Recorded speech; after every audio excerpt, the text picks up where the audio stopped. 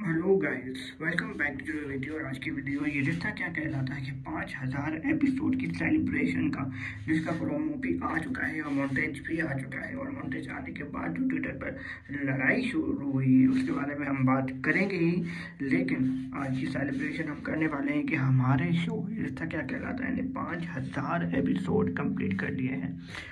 5000 का सफ़र बहुत ही मुश्किल, बहुत ही कठिन रहा है उस शो के लिए, उस मेकर्स के लिए, चैनल के लिए, क्योंकि कहीं ना कहीं अप एंड डाउन हमेशा आते रहे हैं इन 16 से 17 सालों में। कभी शो ऊपर, कभी शो नीचे, कभी शो ऊपर, कभी शो नीचे, कभी अंडर स्कैनर, कभी टीआरपी अलर्ट की जो फेक न्यूज़ चैनल देते थे, मतलब कुछ चैनल। और फिर जो हेटर्स होते थे वो हमेशा टारगेट करते थे उस चैनल, मतलब शो को। तो काफ़ी कुछ फ्रेंड्स ने भी झेला है, हमने भी अपने शो के लिए लड़े हैं उस चैनल के खिलाफ, काफ़ी ट्विटर पे बहस की है हेटर्स के खिलाफ। और ऐसे करते करते करते कैसे ही 17 साल गुजर गए पता ही नहीं चला, और कैसे 5000 एपिसोड गुजर गए पता ही नहीं चला। और ये हमें एक दिल में एक पॉजिटिविटी हम लाए कि हमारे शो ने 5000 एपिसोड कर दिए। क्योंकि सफ़र बहुत मुश्किल भी था, काफ़ी बार हम टूटे जब हमारा शो नीचे आया। काफ़ी बार हमें दुखी हुआ कि सामने वाले जिस तरीके से टारगेट करते थे। काफ़ी बार हम नीचे भी हुए, ऊपर भी हुए, नीचे भी हुए, ऊपर भी, खुशियाँ भी आई, दुख भी आए। काफ़ी बार ऐसे ट्रैक भी आए जो हमें पसंद नहीं थे, लेकिन फिर भी हम उसको सपोर्ट करते थे। तो ऐसे अप एंड डाउन्स हमने देखे। और जब एक चैनल रोस्ट ड्रामा जब हमारे शो को टारगेट करता रहता था, फेक न्यूज़ फैलाता रहता था, उससे हम लड़े, उससे हम बैक फाइट किए, हम उससे लड़े अपने शो के लिए। और अपने शो को प्रूव किया। जब शो नंबर 1 हुआ तब वो क्रेडिट नहीं मिला उस चैनल से। जब शो टीआरपी इंक्रीज हुई तब भी उस चैनल ने हमारे शो को काफ़ी बार टारगेट किया था। लेकिन आज ये प्रूव होता है कि चैनल और बेकर्स ने मिलकर जो ये एक मिनी स्टोन क्रिएट किया है वो कोई और नहीं कर सकता। आज इंडियन टेलीविजन का ये सबसे बड़ा शो 5000 एपिसोड कभी किसी शो ने कंप्लीट नहीं किया। थू आगे भी इस तरह सफ़र चलता रहे।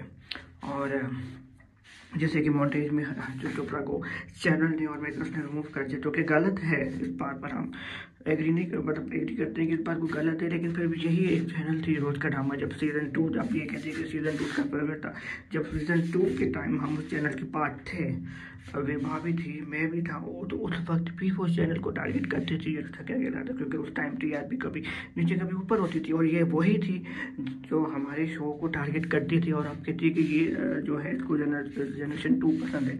रोज का ड्रामा इतनी ज़्यादा दोगली और डबल फेस औरत है, क्योंकि मैं तो लड़की तो बोल नहीं सकता, औरत है। जब सीज़न 2 चल रहा था 2020 की बात कर रहा हूँ, जब लॉकडाउन, उस वक्त ही शो को टारगेट करती थी। और मेरे पास कुछ प्रूफ है, वीडियोस अभी भी मौजूद हैं, आप देख सकते हैं। जब जनरेशन 3 आया था तब भी हर्षद चोपड़ा को ये टारगेट करते थे कि प्रणाली के सामने वो एज बड़े लगते हैं। और आप ये जाके किसी से भी पूछ सकते हैं, विभा प्रूफ दे सकती है। विभा उस वक्त उस शो के पार्ट थी, मतलब वो उस चैनल की लाइफ में, और हम सब थे। तो अभी ये कैसे कह रही है कि भाई हर्षद के साथ गलत हुआ, जो कि गलत हुआ।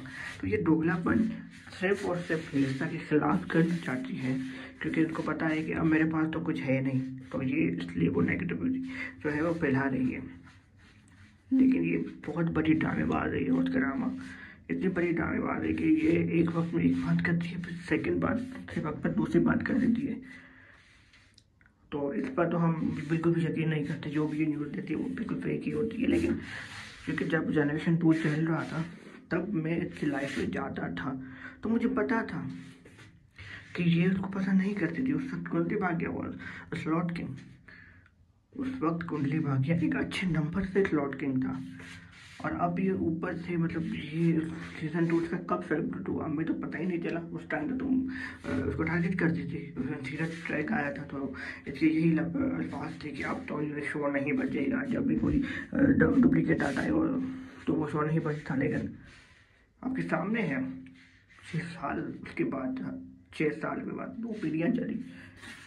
तो ये बिल्कुल ही गलत बयानी करती है और फेक न्यूज़ देती है।